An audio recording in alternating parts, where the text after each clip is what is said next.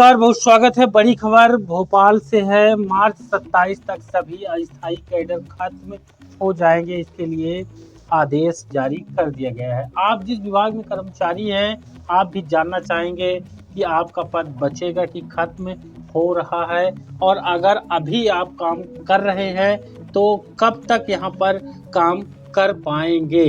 तो यह वीडियो मध्य प्रदेश के लगभग सभी अस्थायी कैडर जो भी कर्मचारी हैं, चाहे आउटसोर्स हो या अंशकालिक हो, सफाई कर्मचारी हो, कोई भी हो अस्थायी कैडर का कर्मचारी, उसको इस वीडियो को पूरा देख लेना चाहिए। मध्य प्रदेश में बड़े बदलाव हो चुके हैं, आदेश जारी कर दिए गए हैं।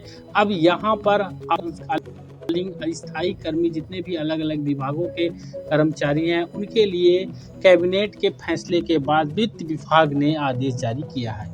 वित्त विभाग के आदेश में क्या है और इनकी सेवाएं कब तक बचेगी और कब समाप्त होंगी, तो मार्च 27 तक खत्म हो जाएंगी आउटसोर्स सेवाएं।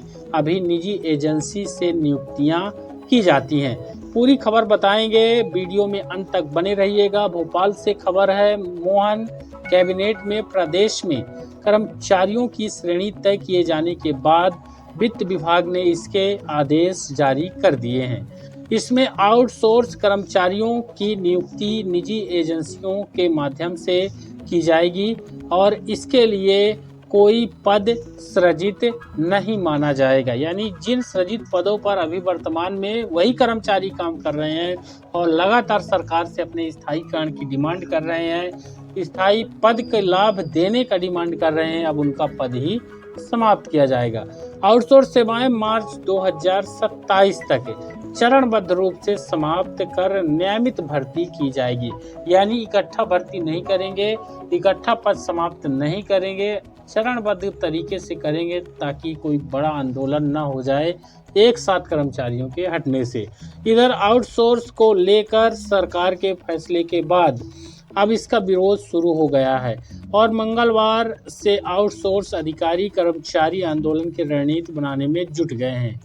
कैबिनेट के फैसले के बाद वित्त विभाग द्वारा राज्य शासन के विभिन्न विभागों में कार्यरत कर्मचारियों की श्रेणियों को लेकर नए नियम और दिशा निर्देश जारी किए गए हैं। जारी निर्देशों के अनुसार राज्य शासन में कार्यरत कर्मचारियों के पदों को स्थायी, अस्थायी, संविदा, कार्यभारित, आकस्मिकता निधि, आउटसोर्स तथा अंशकालिक श्रेणियों में स्पष्ट रूप से वर्गीकृत कर दिया गया है।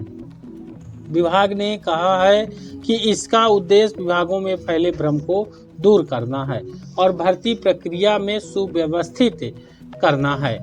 साथ ही यहाँ पर जो कार्यभारित और आकस्मिकता स्थापना के जो पद है उसके बारे में विभाग ने कहा कि निर्माण विभागों में परियोजना आधारित कार्यों के लिए कार्यभारित और आकस्मिकता निधि से नियुक्त कर्मचारियों पर अलग नियम लागू रहेंगे।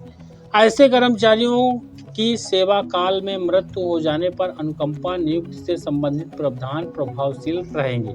यानी कार्यभारित और आकस्मिकता स्थापना के जो कैडर के कर्मचारी हैं उनको लाभ यहाँ पर मिलता रहेगा। अब संविदा और आउटसोर्स को लेकर नियम वित्त विभाग ने जारी किए हैं, जिसमें शासन ने स्पष्ट कर दिया है कि संविदा पदों पर नियुक्ति केवल निर्धारित अवधि के लिए होगी तथा इन पर अनुशासनात्मक कार्यवाही और सेवा समाप्ति संबंधी नियम लागू रहेंगे।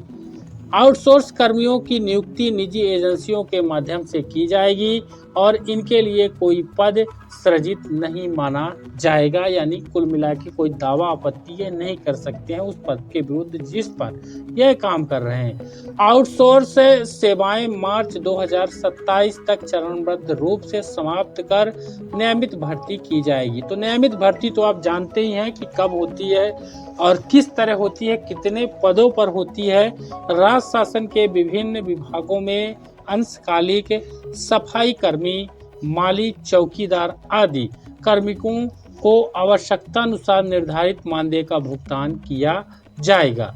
इनका पारिश्रमिक बजट की उद्देश्य शीर्षों से वहन किया जाएगा। यानी कि अलग से इनके लिए कोई बजट नहीं आएगा।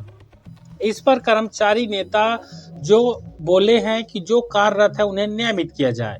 वित्त विभाग के द्वारा जारी आदेश के बाद कर्मचारी संघों ने अपना पक्ष रखा। मंत्रालय सेवा अधिकारी कर्मचारी महासंघ के अध्यक्ष इंजीनियर सुधीर नायक ने कहा कि मंत्रिपरिषद के निर्णय के पालन में वित्त विभाग द्वारा जिन कार्यभारित और स्थायी कर्मियों के पद ड्राइंग कैडर घोषित किए गए हैं, वहां वर्तमान में कार्यरत इन कर्मचारियों को नियमित घोषित किया जाना चाहिए। अनुकंपा नियुक्ति भी संक्षेपतर पदों पर दी जानी चाहिए। मार्च 2027 के बाद आउटसोर्स का पद जारी रखने पर नियमित पद की समाप्ति का प्रावधान समाप्त हो। अतिथि शिक्षा के अतिथि विद्वान, आशा उषा कार्यकर्ता और होमगार्ड जैसे कर्मचारियों को नियमित कर इनकी सेवा सुरक्षित होनी चाहिए। 1.5 लाख कर्मी अधिकार विहीन अभी भी है, जिसमें मध्य प्रदेश कर्मचारी मंच के प्रदेश अध्यक्ष अशोक पांडे ने कहा है कि इस आदेश से 1.5 लाख कर्मचारी अधिकार विहीन हो गए हैं। उन्होंने बताया है कि सरकार ने चुपचाप मंत्रिपरिषद में निर्णय लेकर स्थायी कर्मियों के पदों को संक्षेपतर घोषित करके बंधुआ मजदूर बना दिया है।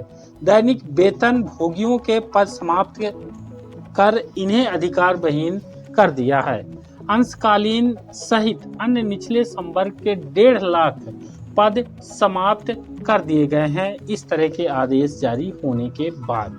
तो यहाँ पर जो ये पूरा यहाँ पर ये नाम है, ये सभी लोग जब तक काम कर रहे हैं तब तक, बाकी आगे का जो संगीन सपना था वो अभी इनको नहीं देखना है। अगर सपना देखना है तो इनको इकट्ठा संख्याबल दिखानी पड़ेगी सरकार के सामने। स्थायी पदों पर नियुक्ति कर्मचारियों पर सेवा नियम लागू होते रहेंगे, जिसमें वित्त विभाग की तरफ से स्पष्ट रूप से कहा गया है स्थायी पदों पर नियुक्ति कर्मचारियों पर राज्य शासन के सभी सेवा नियम लागू होंगे। 1 जनवरी 2005 से पूर्व नियुक्त कर्मचारियों के लिए पुरानी पेंशन योजना तथा इसके बाद नियुक्त कर्मचारियों के लिए राष्ट्रीय पेंशन योजना लागू रहेगी।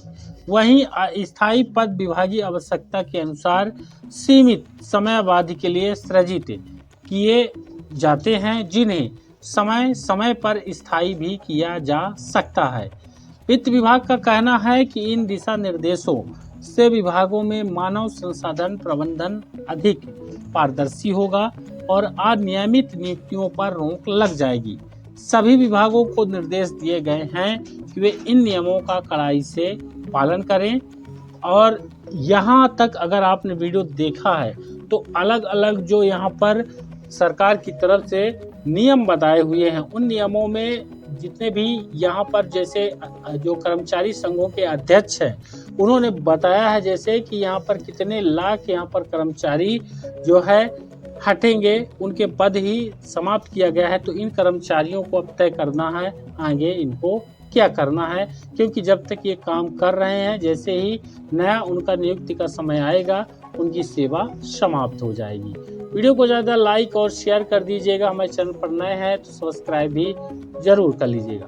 धन्यवाद।